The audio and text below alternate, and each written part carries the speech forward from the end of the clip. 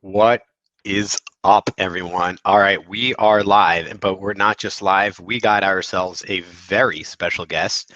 So, for those of you that have been watching me and following me for a while, know that when it comes to LinkedIn ads, it is my love, it is my obsession. It's what I do for a living, but I love what I do. As I tell people, LinkedIn is my happy place. That's why I'm really excited to have someone, a guest that's really going to make this super epic. And here's what we got. We got AJ Wilcox. So right now you have live with you the number one and the number two LinkedIn advertiser in the world, addressing all of your questions, concerns, wonders. What's the rollout going to be for LinkedIn ads, LinkedIn algorithm, and things like that of the sort. So anyway, without going any further into it, AJ, how should I introduce you? Or do you feel like you should? How about you introduce yourself? Sure. I just like you, I fell in love with LinkedIn ads. I started an ad agency called B2Linked.com, and LinkedIn ads is all we do. We've got clients from, I would say, mostly North America, where things are a little bit more competitive, but all over the world. And I'm the host of the LinkedIn Ads Show podcast. So if anyone's into podcasts and you want to dive real deep into LinkedIn ads, go subscribe and check that one out. Awesome. Fantastic. All right. So first off, let's talk a little bit just about you, a little bit about your background, how you got into LinkedIn ads, because I always find that to be fascinating when people go and start their own agencies or start their own companies, particularly in the service sphere. I kind of like to know where they're coming from. And you also had a really good point when you and I talked offline a few weeks ago. You said a few weeks ago, you said about hiring. You gave some advice on like how you find someone that's actually good at advertising and isn't into advertising. So I definitely want to get into that. So people are trying to find talent to do advertising, but you feel that they don't have enough experience. A challenge I have. Those that follow me would know that themselves. Yeah. So we'll get all into that. So first and foremost, what's your background? You're in Utah. How the hell did you get into LinkedIn ads? How did you get into B2B? Tell me what draws you into it. And then we're going to go straight into questions, comments, and LinkedIn ads, algorithms, LinkedIn stories, the whole shebang. Awesome. Well, I didn't start out wanting to be a LinkedIn ads expert. I actually started out in SEO. It's been about 13 years ago, but I went really heavy on the search side. I was into SEO, especially technical SEO and Google ads. And I absolutely hate Google ads. I always have from the beginning, but I made a career out of it.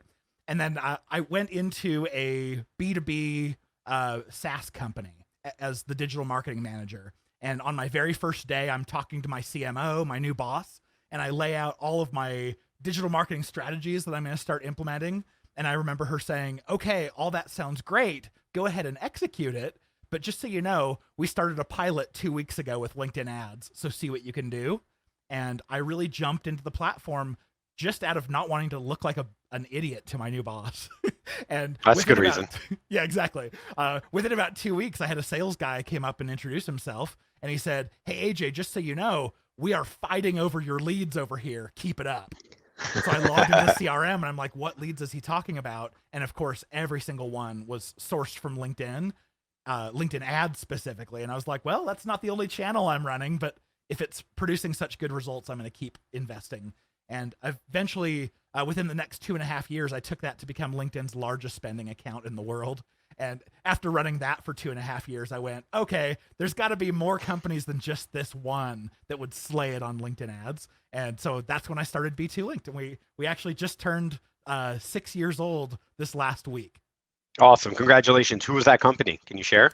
I can. Yeah, it was domo.com. They're no longer the largest, but at least while I was at the reins, they were the largest for a while.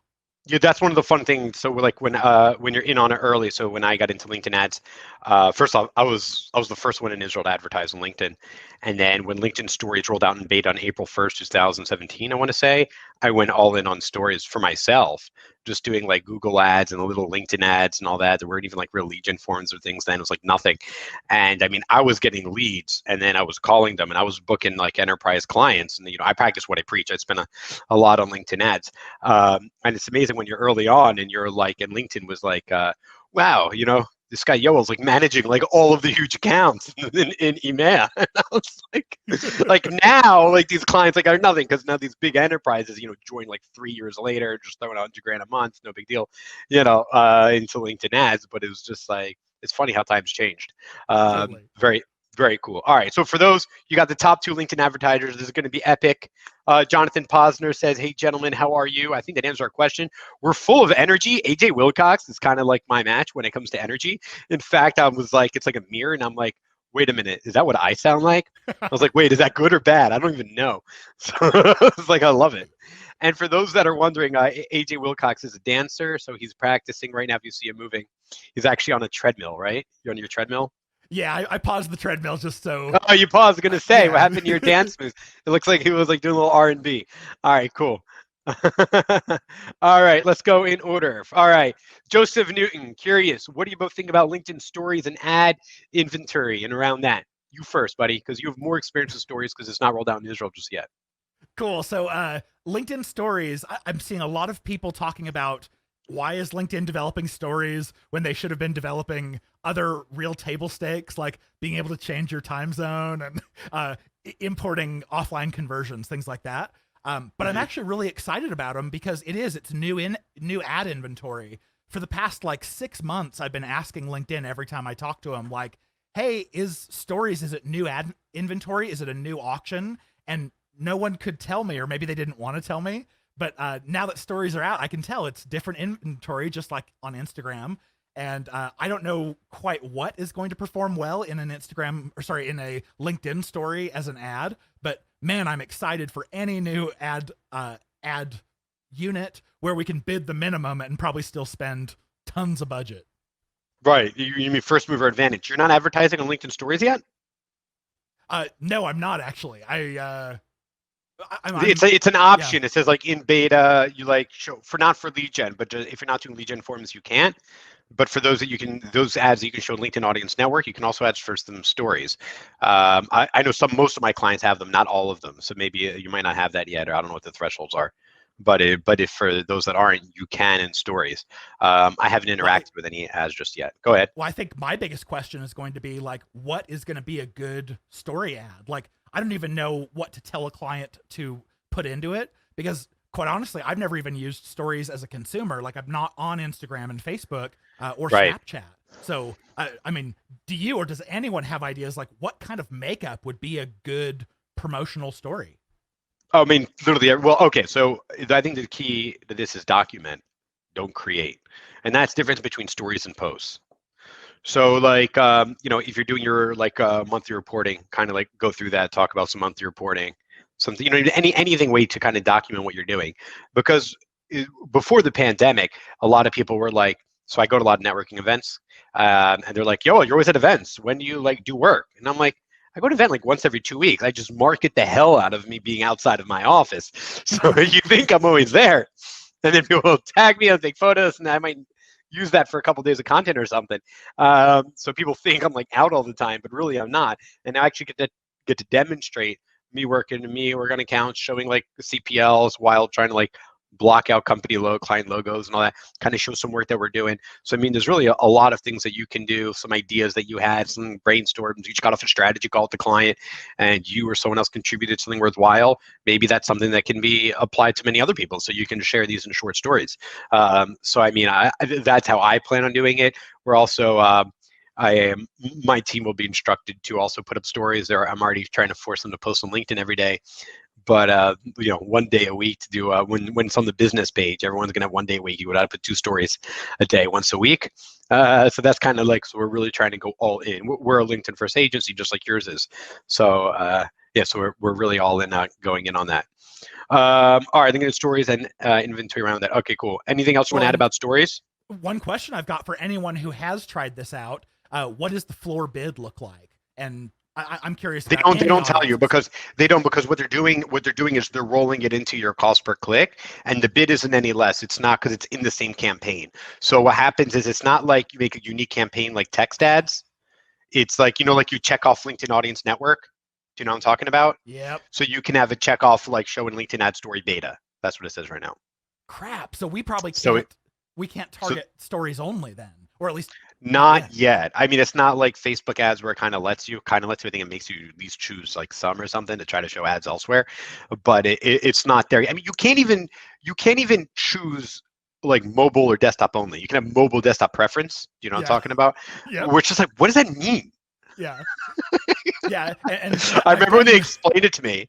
I was and like, I've what? done this study where you basically take a big audience and you segment them by mobile preference, each type of mobile, desktop preference, and preference for both. And when you combine all of the audiences together, LinkedIn only knows a device preference for 50% of the audience. And so I'm like, That's better than I thought. yeah, yeah. That's better than I don't know. I'm kind of impressed with that, to be honest with you. Yeah, so we're running a study right now actually where we have one campaign in each of those targeting, and we're just trying to see like if we are specifying Android preference, what is our mix between Android, iOS, and desktop. So hopefully I'll have some good stuff to share on that soon.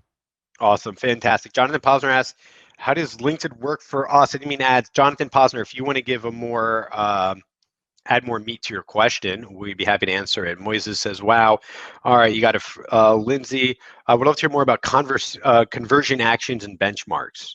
I'll let you go first, and then she's got another question too.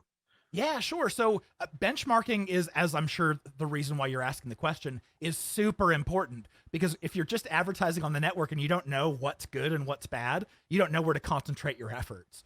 So what we find is LinkedIn's average is about in sponsored content is about 0.4% click-through rates. So basically, if we launch something that's not 0.6% or higher, we're probably going to want to pause and retool it and come back with something else. Because we consistently want to beat LinkedIn's benchmarks. Yeah, but why? But for click-through rates, no, but like, why does if it's a non-CPM, if it's a CPC, I disagree with a lot of people on this. You'll hear most of my opinion strongly different than yours. If it's, and I know we have two different audiences and who we serve in advertising, so I think that might be the difference. If you're advertising, if you're paying per click, not CPM, but you're paying for every person that click. If you believe your target audience is accurate and you look at the demographics and do the reporting, look at the job titles, locations, everything, and you're like, these look perfect, right? And even the leads that come in, all of them look at their LinkedIn profiles, they all look perfect, let's say. What do you care about the click-through rate if because you're paying per click, you're not paying per view. Yeah, totally correct. The reason why I care so much about it is because it's a lever on how much we're paying. Because if let's say I'm bidding $8 per click, and yeah, I could probably spend that budget on this audience, even if they're only clicking at about 0.4%. But it means I'm going to pay $8 a click versus if I can get my click-through rate up to like 1.1, 1.3, I can bid auto or CPM and probably end right. Then CPM 5. ends up being cheaper, right? But usually you need like remarketing or something to surpass 1.3 for the most part. In my experience, I find to get a click rate of over 1.3 for CPM to actually be cheaper. Well, let's explain this to people, okay? So CPM is cost per million Latin, cost per 1,000 people that see your ads, right? So in short, and then there's the other thing is CPC, cost per click. So let's think of it this way: it's a math, it's basic math. Let's say it's so let's say your cost per click, whatever, is like is $20, right? So if your click-through rate is 1%, let's say, right, or let's say for every 1,000 impressions, right, you're spending $100. So if you get 5 clicks for those 1,000 impressions, right, which is 0.5 click-through rate, then you're breaking even. You're paying the same. If you're going to get above that 0.5, assuming you're paying $100 CPM, then it's actually cheaper for you to do CPM. If it's less, then it's CPC. But some things to keep in mind is that your click-through must be great now, but you have to be on top of ad fatigue and other things, depends on your audience size. And that's a whole nother conversation. But in short, in my expertise, if you're not doing engagement or straight up brand awareness, go with the cost per click model. Do you agree or disagree? Absolutely. Yeah, cost per click is, because LinkedIn is such an expensive network, so much of what we do and what we preach is about how to make it less risky and pay the least amount possible. So we do a lot of CPC bidding from the beginning and only changing our bidding model as soon as we see we're either just not being competitive enough in the auction, we've got to increase it, or we have super high ad performance and we've got to change to auto bidding and take advantage of the sweet CPM math. Awesome. If anyone has any more questions or comments, feel free to add them now. Okay, we got Lindsay. Look at this. It's taking up all of the space here. I feel so short now. All right, so let's listen to the LinkedIn Ads Show podcast. Wait, who does that? Is that you? Yeah. I know, I'm Yeah. joking. I know, I'm joking. Do you have any advice on episodes around conversations? I'd love to hear more about conversion. Wow, she's really into conversions. What cost per conversion amounts have you been seeing? Okay. Um, Cost per conversions. I'm gonna let you want to go first because I have. I'm going to pivot. I'm not going to answer her directly, so she might not be happy. So I'll let you Sure. Okay, so episodes around conversion specifically, check out episode 10. That's all about offers. It's all about your calls to action, which I'll touch on here. Where can they find? Hold on. Where Yeah. where can people find the LinkedIn Ads podcast? Oh, in any podcast player, if you just type LinkedIn Ads show or probably LinkedIn Ads, you'll see like this chubby ginger smiling at you. That's how you know you got to the right place. There you go. What did they search that? Uh, Smiling chubby ginger. Will it show up? Probably not. But That's a podcast. I'm going to throw into our chat the link that I use that kind of takes people to a bunch of. There you go. And you can put it on screen if you want. But yeah, sure. yeah, so If you send it over to me on WhatsApp, I'll grab it. Oh, sure. Episode 10 is all about offers, which is by far the most important thing that you can do with your LinkedIn ads. We can talk about that if you agree or disagree. The other thing is I just am about to launch. Let's see, when did that happen? Ooh, this morning, the episode that launched is all about conversion tracking. So that'll be super valuable, I think. And a little bit of episode 34 about objectives. I think those would be your 3 killer episodes to walk you through that. So the one thing I want to mention here about conversions, if you're going to try to push a cold audience right to what I would consider a hard offer, something like a demo request, a trial, buy now, hop on the phone with the sales rep, you're going to have a conversion rate somewhere between about 1.5% to 4%. 4% would be like if you've got your brand is a Fortune 500 or Fortune 1000 worldwide brand. Yeah, you can get closer to that. But if your conversion that you're asking for is something like download a guide or a checklist or a cheat sheet, join this webinar, then you should be at 12% or higher is what we shoot for. So hopefully that's a good mark to at least benchmark yourself. Did you have different benchmarks between conversions on websites or lead generation forms? We find that lead generation forms usually convert about 20% better. So oh wow, that little. Okay. I'm seeing I'm seeing double. Yeah, we've certainly seen double quite a few times, especially if the landing page design is getting in the way. A lot of times we'll test landing pages with, all right, same offer, same ad copy, try lead gen form versus the landing page and just see. And if we see conversion rates double or triple, we know the problem was with the landing page itself. We've seen 10 to 50% on average, but it's not uncommon to see conversion rates double, which is great. Just try to keep all the friction away. Like, be okay with getting Gmail addresses. Right. Yeah. Right. That's the downside. Outside of the Gmail addresses, let's say, do you see, and let's say Google remarketing that you can get on a landing page? Do you see any advantages of a landing page? I see a couple more. I'm just curious what your thoughts are. Yeah. So LinkedIn, if you're using LinkedIn's retargeting, it's super weak for a lot of reasons. Like, it's cookie based, and we know half the browsers don't even accept a cookie. It's only going to catch you when you're on LinkedIn, which is like, the average member logs in 3 or 4 times a month.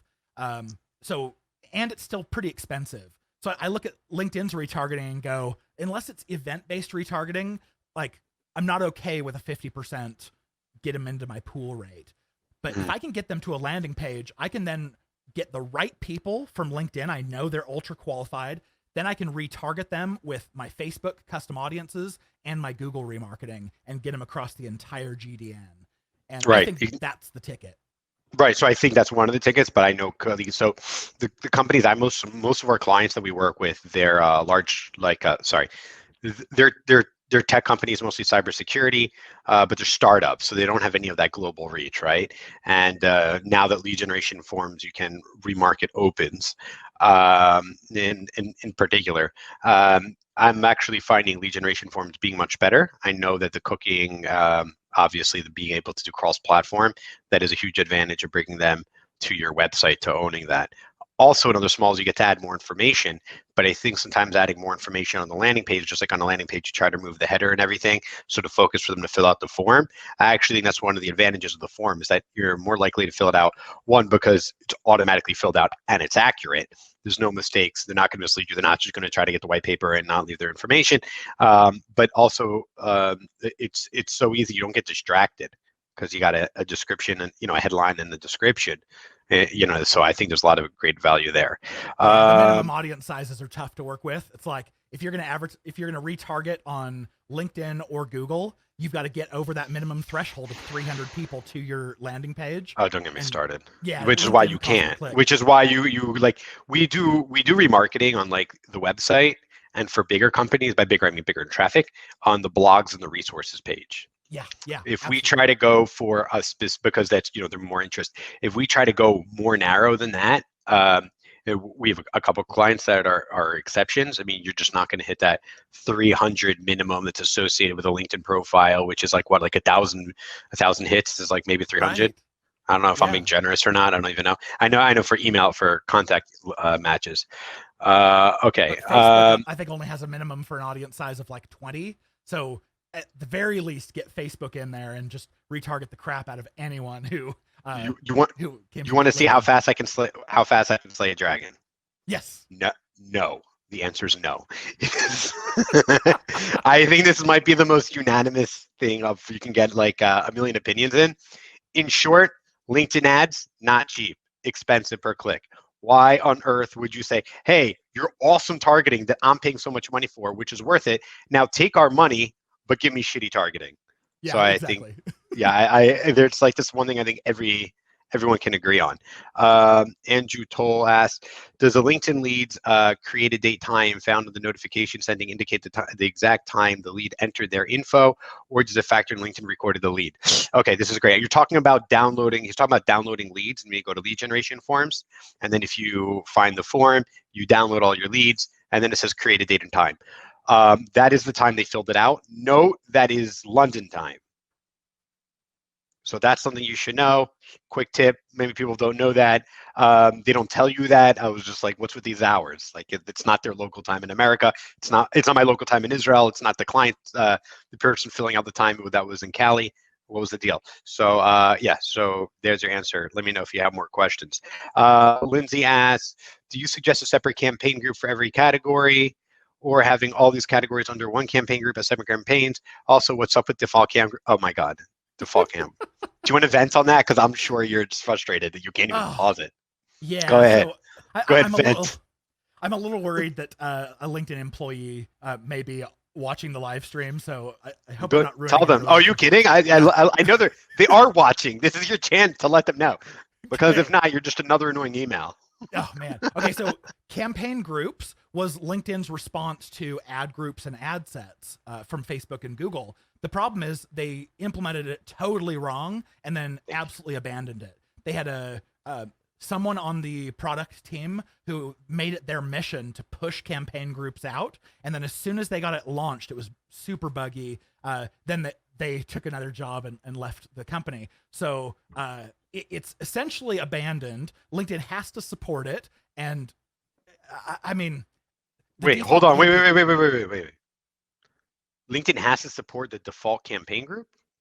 What do you mean? They have to support campaign groups in general, just because it's now a part of everything, but there's no use for it. Like, you don't control anything at the campaign group level. So I use it in a way. I'll let you know in a minute. But about this default campaign group, it is the one thing that I don't understand why they didn't remove it. I think they wanted, because I think people are too dumb to create a campaign group when they just start, and they're trying to make it as easy as possible for you to give the money. So they have like a default campaign group that's always on, and you're automatically brought into that. So it's so much faster and easier to create a campaign, assuming you know nothing. That's my opinion why they still have it. Or the real answer is probably because it's LinkedIn and they didn't get rid of it yet. They still have a description field in sponsored content for some reason, even though that never gets shown. Oh my God. I remember I had, this is a while ago, a couple of years, and this is for a while now, this is even new. And someone tried to like audit my account. They're like, yeah, he's not using the description. Da da da da da. He was like looking for problems when there weren't any. And then I was like, they don't work. I was like, I didn't like. There's nothing there. It's just the headline and the text above. Like it doesn't. It's like this guy doesn't know anything. Yeah.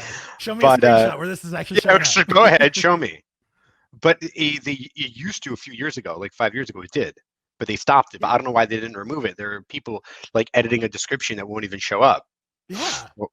Whatever. Enough with pet peeves. I have a million. I mean, I love it, but it's like, you know what I mean? You complain about the things you love the most.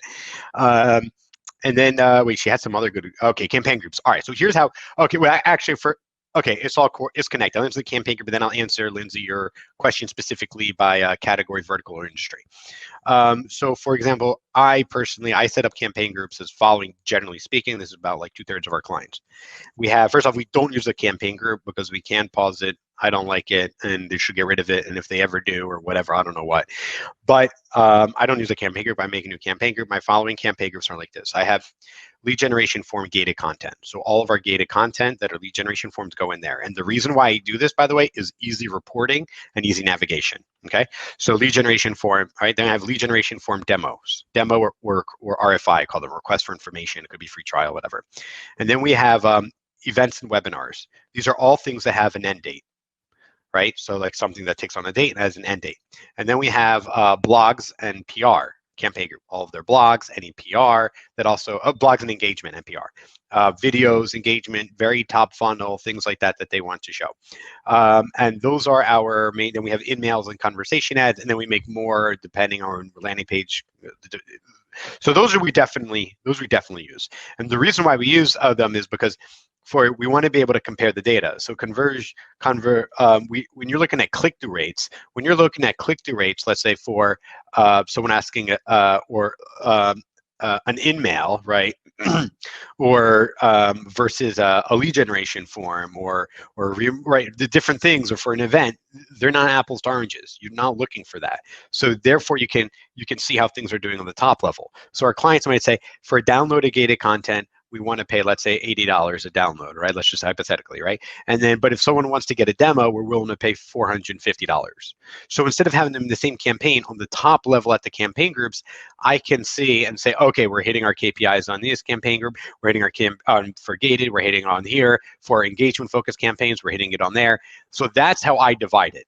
Now, another way I've divided it, for very large companies that have big sales teams throughout the world, and if each of them have their own budget, so let's say we need to give like 50% of budget to North America, 30% to EMEA and 20% to APAC as an example. So I do the budget that way, and I kind of combine things often. Maybe I'll make different accounts. Everyone's different. But overall majority of the clients are the first thing I said, and that's why you can use campaign groups. Now, to address your question, Lindsay, about industries. So let's say you have fire protection. You gave two examples: fire protection, civil, construction, right? Civil and construction. So if those three leads are the same value to you, if one of them downloaded, they have the same, let's say, ACV, annual customer value, then I would make them different campaigns. Obviously, they're different targeting, different campaigns in the same campaign group is what I do. Do you have anything to add, or do you disagree? Yeah, not disagreeing, but we definitely do it a different way.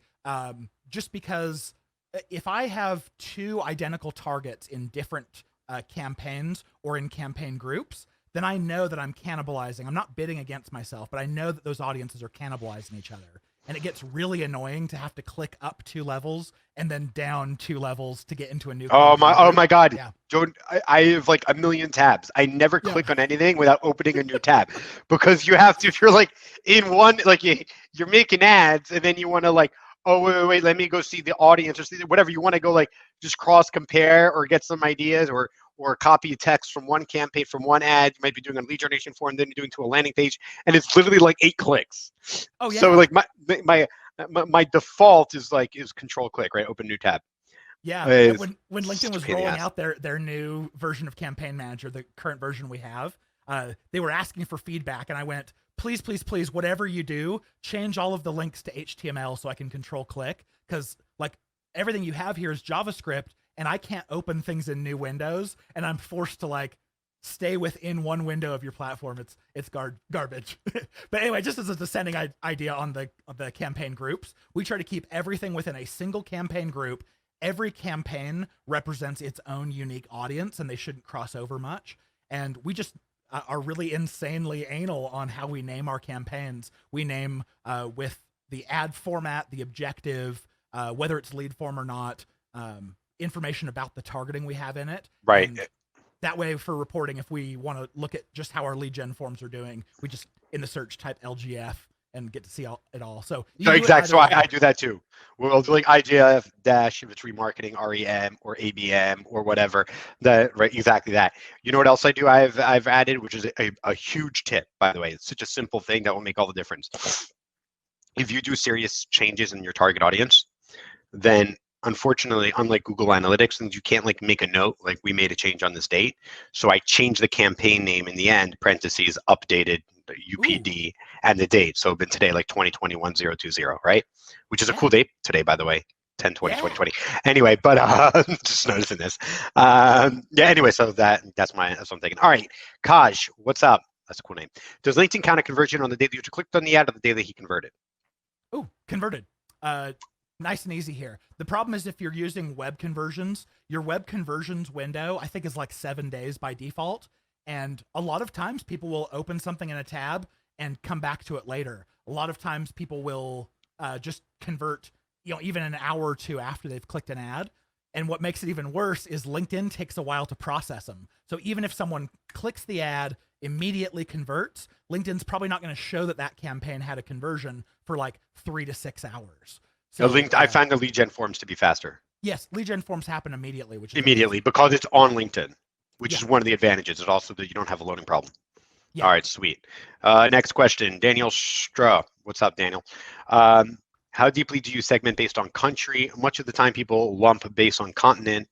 If not everyone is in one campaign, do you suggest even a deeper targeting or how deeply do you segment? Okay, never mind. He wrote the same thing. Okay, never mind. Okay, cool. Oh, he has another question too. Oh, there's a part 2. We'll get to that in a minute. Okay, so how deeply do you segment based on country? I think you and I actually gonna have different answers because we work with different kind of companies. You go first. Yeah. So this totally depends on budget and audience size.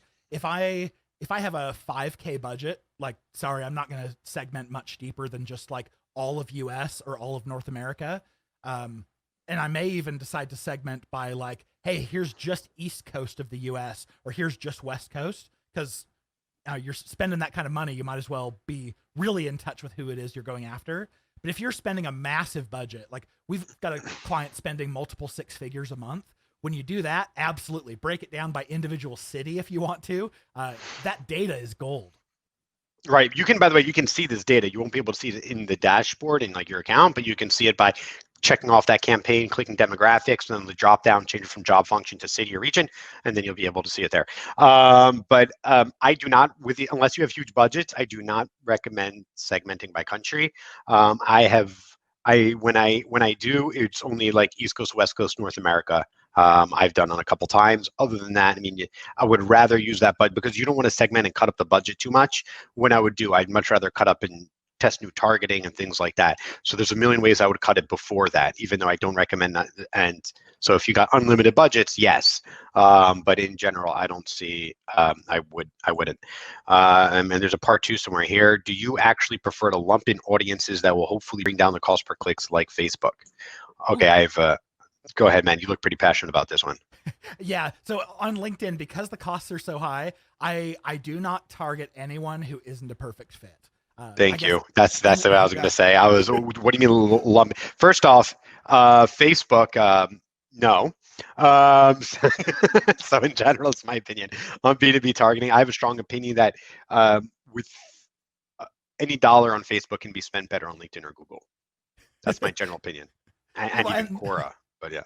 I mean, there's some exceptions, but yeah, go ahead. The reason why you want to have a really broad audience on Facebook is for their algorithm to learn. So yeah, you spray really, really wide with, on really low spend and get a feel for your audience. That's great. But on LinkedIn, if you're going to pay, $8 to $12 a click, No, I wouldn't try to make my audience a little bit bigger just to get my cost per click down a buck, because it's going to go down a buck, but then I'm going to end up getting leads that are unqualified. So I would say different strategy altogether on LinkedIn. Target only those who are the most core to what you do. Awesome, great. Joseph asks, if it's a white paper case study you're promoting, do you usually gate or ungate? This is a demand gen question more than a LinkedIn ads question, in my opinion. Yeah. I think I'll spin it towards the LinkedIn side because I have a different feeling on this if you're doing, let's say, Facebook or most cheaper networks. My feeling with LinkedIn is you can ask anything you want from an ad. You can say something super high, like low friction, like come and read my blog, or you can ask something super high friction, like come and buy something. But the extremes don't work well on LinkedIn because of the cost. If you're going to pay $8 to $12 a click to get someone to read your blog, or 8 to 12. Oh, yeah. I don't know what you're spending. We have clients all over the spectrum, so some are paying nowhere near that for sure, and then some are paying less somehow. But when you're paying such a dear amount, you don't want to blast that on people looking at something that's ungated. That when you start comparing, at some point you've got to some point you've got to tell your boss that you're spending like $500 to $1,000 per conversion because you're sending them to something that doesn't expressly ask them to convert, so it's going to have a low conversion rate. Right, so make sure you got the ask in there for sure. Exactly. So I'm going to add some layers. I mean, I agree with you, but I'm going to add some layers here, right? One is if you do send something that's not gated, make sure you have an opportunity to gate at the end of a blog or the white paper, get a demo, make sure your landing pages, you got the call to actions, everything's worked out if you do. Second is in general, if you have proper marketing automation, hopefully once you collect their emails, you can send them things that you no longer need to gate. A third is though demand generation. I'm a big fan of, but it's extremely difficult. You need a lot of money and a lot of trust and time is to gate nothing. But that's not you can't justify ad spend if you're not getting leads in the short term. So you do have to do that. What I do suggest is ungated, let's say like blogs and things on the top funnel. So like, let's say our main audience is 100,000, let's just say, right? On the top, right, and we might do a lead gen forms, right, a lead generation campaigns for that. But on the very top funnel, what I would do is I would take like 8,000, 10,000 audience, just job titles, add 5+ years experience or something to like narrow it down even further. And I would send them something ungated. And then I'll have a greater remarketing campaign will better quality and better leads in the remarketing gated. But in general, yeah, I mean, if it's gate or ungate for the budgets that you're spending, gate. If you're just trying to get some word out, so like the value we're creating here, right? I'm not gonna gate this. Right, I'll just do maybe YouTube ads and just some like LinkedIn ads to let people know and see, because it's a way to actually demonstrate our expertise that you're, the top 2 LinkedIn advertisers are here on, and we're proving it by answering all your questions. All right, cool. Leora, what's up, Leora? Suggestions on budget strategy of lifetime budget versus daily budget. Go ahead, Senor. Yeah, I don't use lifetime budget. I mean, we're in the account every day, babysitting it really closely, so. I don't ever want one of my campaigns to go off without me turning it off, and I want to be aware of what's happening every single day. So we use daily budgets and just watch them like a hawk. Lifetime budget, it used to be, and you'll remember this one. Used to be that when you had something that would get tripped, it would either hit its max budget or its daily budget. Sorry, it's max budget or it's end of life. The campaign would go inactive and you couldn't revive it. It was just dead. It was now just taking up space in your campaign manager. So I'm kind of trained from that, where now you can at least reactivate them, but I prefer to just watch it a little bit more closely. Okay, yeah, so I agree. Okay, so unless you actually have, like I said, I make campaign groups called like events and webinars. Unless you have an actual date, so your webinar is whatever, December 10th, let's say December 15th, because that's my birthday, in case anyone's wondering. So I would schedule it to end on December 14th, let's say, right, as an example. And then maybe a lifetime budget, and you can add a daily budget. So I might say $2,000, but let's cap it at $200 a day. So we're not spending it all. It's more or less If it's accelerated, it's fine, but we want to make sure it lasts like at least up until a week before, as an example, or something like that as an example. So in general, daily budget. To add on what you were saying, just so people understand, like sometimes like I'll look into account and they're always doing like end dates with lifetime budget, and it's like this is like completed. I'm like, where do I even start? There's like sometimes it's just so complicated, so much data. And it's not just that, because you ran a campaign for 2 months and stopped, and then you made a new campaign with lifetime value 2 months and stopped. There's no data in the campaign. I can't see which ad converted better, which messaging did better, which banner did better, which demographics did better per campaign. I can't learn because every time you're hitting refresh, not just the algorithm needs to learn, but then when I'm looking at the numbers in the data, I can't learn. So it drives me nuts. So sorry for the passion, Leora. Or maybe I'm not, I don't know. But yeah, so if it's got an event date, do lifetime budget. Other than that, daily budget. All right. Lindsay's taking full advantage. Go, Lindsay. Smart lady.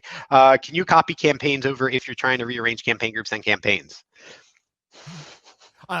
So I have a you pet peeve kind on of this can. one. Exactly. Same here. So actually, how do I answer this? Do I start with the yes but no, or no but yes? Right. If you have two campaigns that have different objectives, you can't duplicate campaign. It won't Correct. let you switch the objective. Well, why don't you explain what objectives are in one sentence? Oh, sure. Basically, it's what you're telling LinkedIn that you want to optimize towards, but they're not always going to honor. Is that good enough? Yeah. No, I think that's actually accurate. Yeah. Want but not honor. That's great. Yeah. That's the headline. Yeah, your objective. Let's say you have like a website visits objective because you're trying to push someone to your landing page, and you want to turn that into a lead gen form ad. What you'll do is, if you go try to duplicate it, it won't let you. So it'll only let you create another website visits campaign. So instead, you scroll down in the targeting until you see save template, or I think that's what it's called, audience. Save audience, and then it'll let you take all of your targeting together and save it as something. Then you go and create a brand new campaign and say use saved audience and pull that back in. That's the easiest way I found. Right. But when you want to rearrange, so here's what sucks, and this is true for Google and Facebook too, is like whenever you move it, you're like, oh, this is, I'm restructuring my campaign groups and campaigns to make it easier for a report and everything. Unfortunately, you can't just like drag and drop. You have to pause it or duplicate it and create new, and you lose all the data, which is very annoying. So yeah, and in ad groups and things like that, it's the same thing. It's you in Google, for example. Unfortunately, yeah. So which is why, if you guys didn't hear, go back to our conversation on campaign groups about 20 minutes ago, and you'll understand it's the importance of setting up campaign groups from the beginning. This is when I make an account. The first thing I do is put in those campaign groups, because for some reason sometimes clients will go, oh, we just made a quick account. Can you just optimize? It's like, why'd you put in the default campaign? Or what is this? You made a new campaign group, a new campaign. I was just like, why are you? Like, when you have to put your client on view only, it's only because of campaign groups. It's not because of them. It's not because of the client. All right. She continues. If the recommended bid amount is always changing, what is the best way to adjust without setting the ads back into learning phase? That's a good question. Beautiful question, Lindsay. All right, so we use bids in I think a different way than most people do on LinkedIn. Our bid directly controls how much we want to spend. It's essentially our budget. In a way, it's the one lever we have to control our spend. So we're going to start spending with a really small, maybe even near the absolute floor CPC bid. And we're only going to increase that as we need more traffic. So let's say we're bidding at the floor. We have a $50 a day budget, but we're only spending 20. I'd go, okay, if I want to spend 50, I have to bid higher. So I might go in and increase by 25 cents, 50 cents, whatever you want. And I'll get that campaign to the point where it's spending what I want it to without overbidding, overpaying. And that way, the recommended bid is always going to change, and that's okay. I don't care if it changes. I only care if it adjusts because new competition has come in and now I'm getting less traffic, then I'm going to see that by not hitting my daily budget, and I'm going to go in and keep increasing my bid. So don't watch their recommended bids. It really only... Wait, do you know what that means? You know what the recommended bids are, the range? Do you know what it stands for? Ooh, tell. So the bottom there's a range. So it's like, let's say whatever you have a budget of $100 a day, and then it will say recommended cost per click is, let's say, $18 to $28. Let's just say 15 to 30 for easy numbers. Um, the $15 means, unless your target audience is 100,000, the $15 is the median, is the fit to hit. If you bid 15, you'll only reach 50% of the audience. Makes sense. And the 50% that it's a supply and demand is basically the least people that we're targeting, that people are targeting, put ads in front of them, right? The cheapest people to put ads in front of them within your target audience. The top range is the top 80%. So you bid 25, you'll get 80,000 of the 100,000. And then if you want to go above, you can, if you go above by another like 25%, 20%, you can make sure to hit your whole audience, or you can do maximum delivery. So I have a different strategy than you. By the way, if anyone has any more questions or comments, ask them now, because we're going to be wrapping up soon. Put them in, and there's like a minute and a half lag between that between the comments. They do it, and we see it in StreamYard. So throw them in now. So I look at the range, I look at the budget, depends on the budget and the audience. I've used a lot of intuition and like expertise. So like if we have a huge audience, then I know I can go much lower in the range, right? Because we'll hit a smaller amount and maybe we can get it, assuming we have a very tight knit audience, right? And then that's how I start if it's a huge audience. If it's a smaller audience, for example, or media or smaller audience, like 20,000, then I find I'm actually going to be missing out on a lot of people, because you say a lot of them aren't even logging into LinkedIn, and how often do they do? So I always try to bid higher to get a better target of people. In addition, one thing also to keep in mind, though, like I mentioned, and AJ knows, is that the higher you bid, you're targeting people that are often more senior, more likely to be in the US. So it's like different countries have different like bid amounts now. So like the US is more expensive than Canada, which is more expensive than the UK, which is more expensive than Western Europe, more expensive than Southern Europe, more expensive than Israel, is more expensive than Eastern Europe, whatever, right? So you know these things. So that's why people are like, hey, how come I put, let's say, the US and Canada in my target audience? 40% of my traffic is coming from Canada, but it's 10% of the population, and that's because you're bidding too low. And you don't need to segment, you just need to bid higher, right? In a sense. So just so that's something to keep in mind.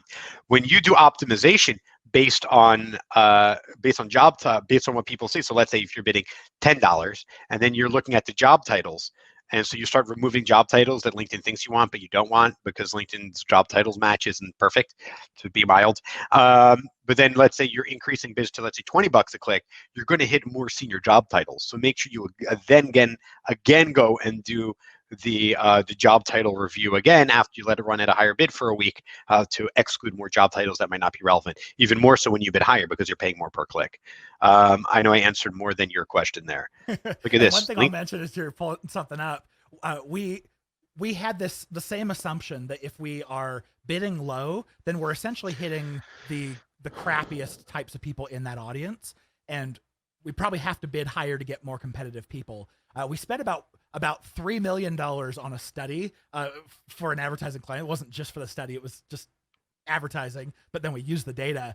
And what we found is, based off of different bid amounts, we didn't see our lead quality change at all targeting an IT audience. So anyway, keep that in mind. Like, I absolutely agree with what y'all says, but keep in mind that you'll want to do your own test and find out, does bidding lower decrease your quality of lead? If it does, like, you want to find your ideal bid amount.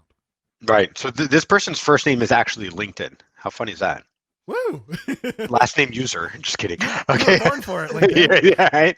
All right. New business in a niche market. Would you go for ABM as a start? Any recommendations, numbers it considers, tips or tricks around ABM? I had a huge conversation about this today with a prospect. Yeah.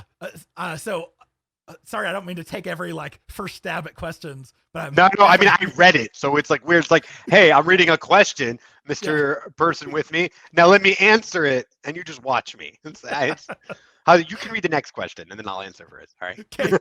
Sounds good. All right. So new business. I think this totally depends on your budget. If your goal is to convince your boss that LinkedIn is a channel worth investing into, I think this is a brilliant idea to go in with small budget, a tight ABM account, so you know every single. Define tight. Give me numbers. How many companies? Or how would you define that? Because there are other variables like employees at companies and all that. So how would you define it? Yeah, I think the ABM list itself, size isn't a big deal. What is a big deal is like the final audience size. So if I land with an audience size of between about 20,000 to 80,000, that's really my sweet spot. That's where I like it. It's small enough that I'm going to learn a lot, but not so large that I'm going to combine tons of audiences and kind of mess up my data.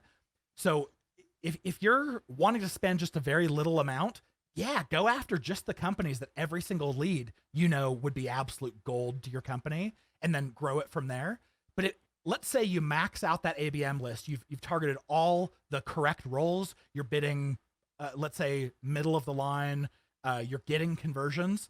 Then you still have more budget. That's a great time to say, okay, we're going to broaden this up to more of like industry and role and company size, and branch it out a little bit. Awesome. So in general, I would just add, when you can, use ABM. If you can know exactly what companies you want to target, if you happen to have a list, then use it. And while you're at it, make an ABM of audiences to exclude, such as vendors, partners for remarketing, and your competitors. Make sure you have some ABM exclusions. All right, go ahead. Why don't you ask this absolutely. one? Okay, the lovely Lindsay says, thoughts on layering job titles, skills, degrees, and field of study. Is less more on LinkedIn? More is more. More. I mean, it depends. And like, if your audience gets too small, that's fine.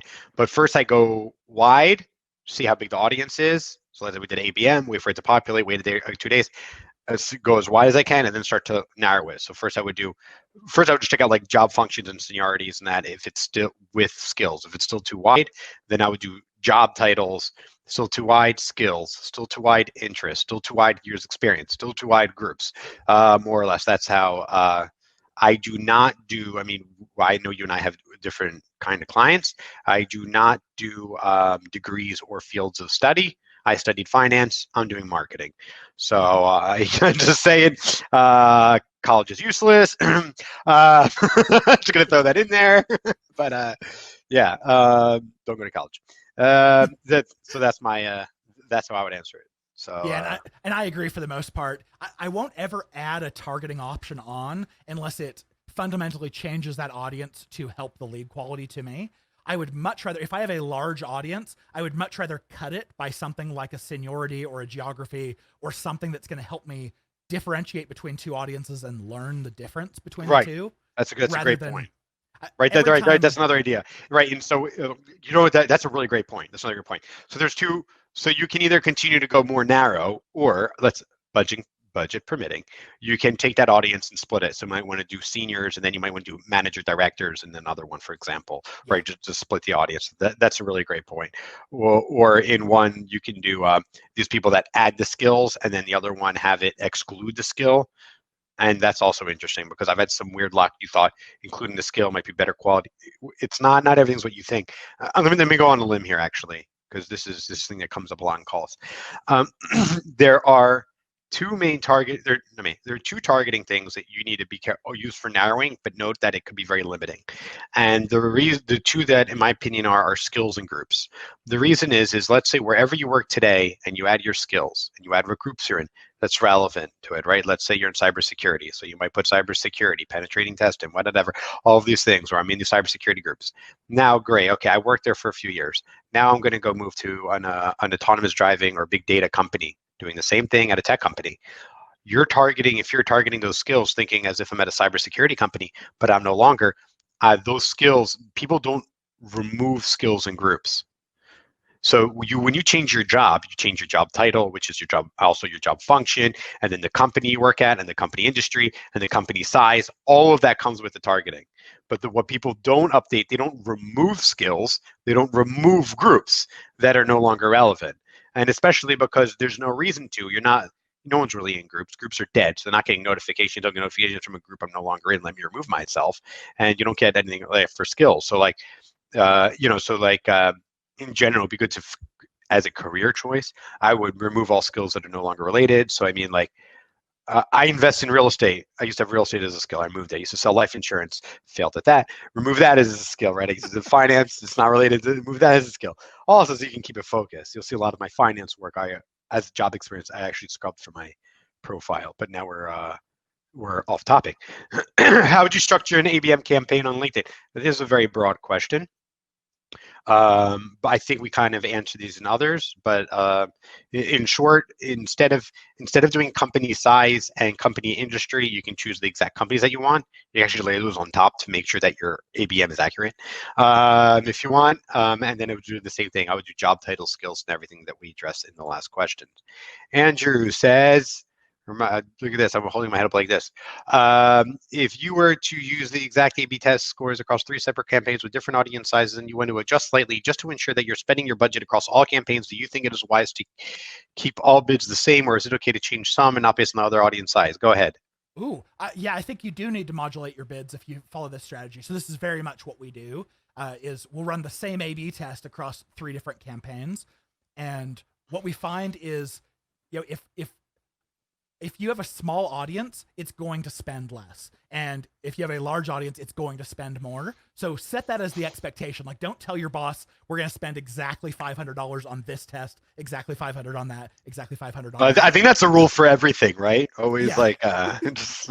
yeah. Don't set any expectations of specificity with LinkedIn. Right. Don't limit your opportunity to advertise on LinkedIn. LinkedIn will gladly just increase the cost per clicks for the hell of it.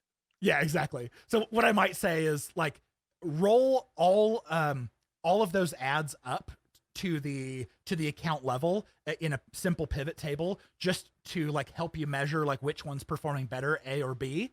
But if you need one to spend more and keep up, you're gonna have to bid higher. But I would much rather bid the same across all 3 campaigns and then just wait for the smaller one to spend as much as the large one. But that's totally a matter of preference. All right, cool. Yeah, and he went into a little bit more differing audience size due to a couple adjustments. I don't have anything to add there. Mr. User is, thanks for the first, what's your name, by the way, if you want to just say, I don't know why your name's not showing up. Thanks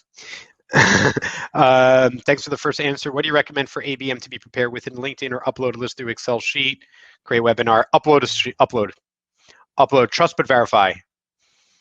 Yeah, okay, I think that's fair. What's a quote Reagan? That's Ronald Reagan, right? That's President Reagan.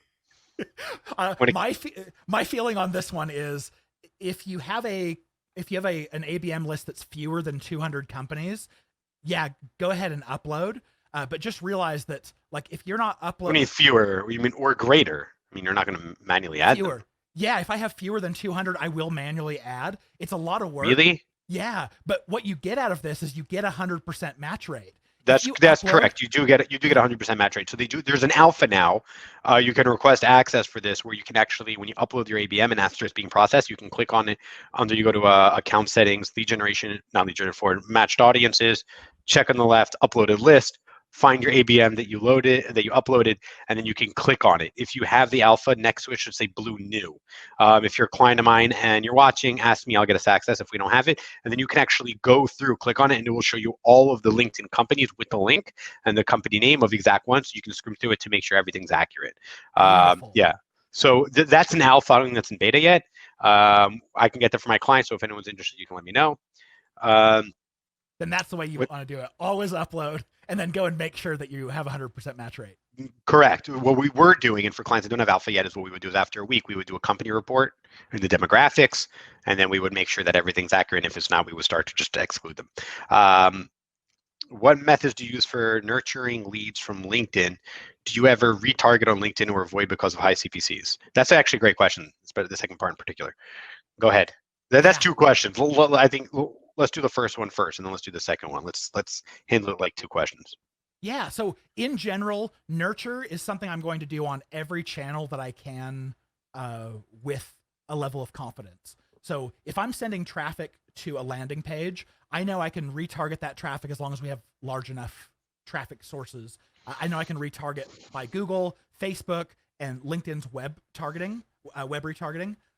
And if I have their email addresses, I can nurture through email, and they'll probably be part of your marketing automation workflows. So in general, like, you just want to give your audience a big digital hug, any touch point that you can, I guess, without overdoing it. Right. So for nurturing leads, I agree. Look, you're spending a lot of money to collect their lead on LinkedIn. then send them to your free nurturing, right? It doesn't cost, right? Just and then your email marketing or whatever HubSpot you're doing, right? Your yeah, knock it over to your marketing automation. There's no reason to continue re-engaging with them. Actually, there is a reason, but as a general rule, if you want to re-engage with them in the future, and I would do like a specific demo or something like that to re-engage with like your email list. You want to specifically have like a special calling or a sale or something that you really want to get it in front of them with an ad, as opposed to an email that they might just delete, not open, not read completely, or you have probably a few things in your email and they might miss it. Having a direct ad for that afterwards, yeah.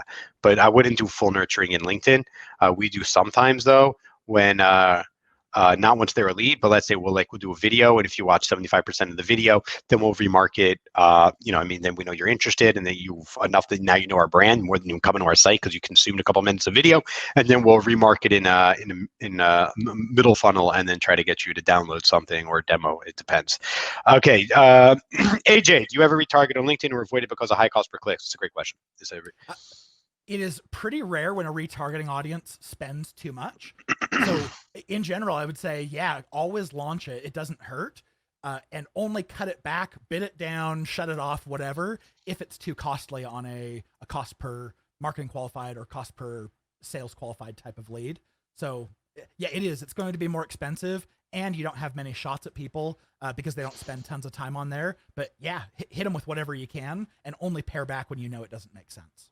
Okay, so I'm going to go a little deeper, and I'm going to talk about Google Ads remarketing versus LinkedIn Ads remarketing. Google displays. Let's say Google banners. Okay, let's ignore YouTube and video remarketing. That's a whole other conversation. Maybe I'll get into it. I don't know. I'll see.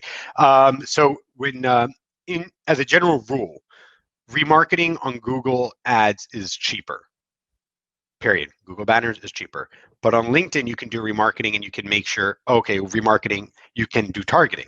So you can do remarket, and they're from my ABM list, and they work at this company, or they're this seniority, or they're in this job function, or right. So you can add that. So I mean, if it's just general remarketing, go for it. If you're remarketing people on your resources page, you might just want to do Google Ads because they're much lower funnel. You might not have to add that expensive layer on LinkedIn. But if you have a much larger budget, or you have a lot of audience on your website, then it is important to put layering on top for your remarketing. So you get both. I mean, ideally, you can send people to your website and then remarket them with Google Ads. And since I mentioned it, YouTube ads remarketing, in my opinion, is the most underrated way to deliver your message. I mean, YouTube in general, but I mean, my clients B2B tech, and the targeting on Google Display Network sucks. So outside of remarketing, we're on the topic. Do you have any outside of remarketing? Do you do any targeting for display? Not too much for B2B. We stick directly to LinkedIn. We will help with Google and Facebook retargeting if a client just is desperate for it. They don't have someone else, but we try to stick pretty close to home on that. Oh, okay, got it. Good for your respect. All right. Mr. LinkedIn user who shared, here's his name, Adil. What's up? Namaste. Amazing questions. You're welcome. He asks, can you tell us something more on the LinkedIn Audience Network? There's so little info about it. And does it matter whether the user or not dependent on the targeting country? That's interesting about the targeting country. Go ahead, AJ. You want to handle this one? Yeah, so Audience Network is... I almost say, why not? When you use it, your cost per click, at least in North America, is going to drop by $2 or $3 full. So we know that the inventory over there is less expensive, and we're getting the same targeting that we wanted with access to exactly the right people, just not while they're on LinkedIn. So I like that. The part that I don't, and these are 1,000+ sites that were handpicked by someone who is paid way too much to do this. So we know the lead quality is going to be high. Your ad's not going to be showing on Breitbart or anything like that. What I don't like about it is that the reporting isn't great. If I could customize my URLs so I knew, hey, this is the lead, the type of lead that's generated on platform. Here's the type of lead who's generated from Microsoft Pages or Flipbook app or Flipboard app or things like that. Then I would have a lot, I'd be pretty sure about it. So in general, I use Audience Network when I have more budget than I can spend on an individual audience, or the audience is super small and I just want more shots on them. That's what I'm going to say. When the audience is small and you want more shots, that's the best time. And I don't think a country makes a difference. Flipboard is an audience network, by the way. Washington Post. I don't know if anyone cares about that. All right, let's try to maybe finish up here. Linda, you guys are brilliant. I would say thank you, but it's obvious. Just kidding. Thank you for this very informative webinar and answering my zillion questions. Yes, you, AJ, I saw your session at Social Media Marketing World. It was awesome. Look at that. What a great way to end. So, AJ, where can they, first off, if anyone has any more questions at all, they can message me or AJ directly. This will be up on YouTube in about a week from now, and I'll be posting it on my page and Wadi Digital's LinkedIn page, so you can see that, including some snippets and short things, which I'll send over to you, AJ. AJ, where can people find, first, what is Social Media Marketing World? Social Media Marketing World is the. Wait, can we give a shout out to Michael Stelzner? Can we give a shout out to Michael, because I love that man.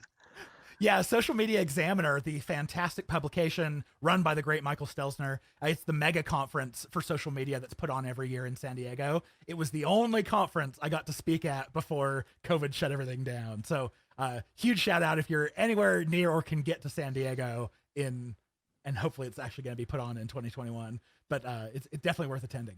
That would be awesome. I keep wanting to. He always asks me, he's like, are you coming? I'm like, so we have a mutual friend who's in Israel who speaks on Facebook ads. I don't know if you know him, Avery Ratz. Do you know him?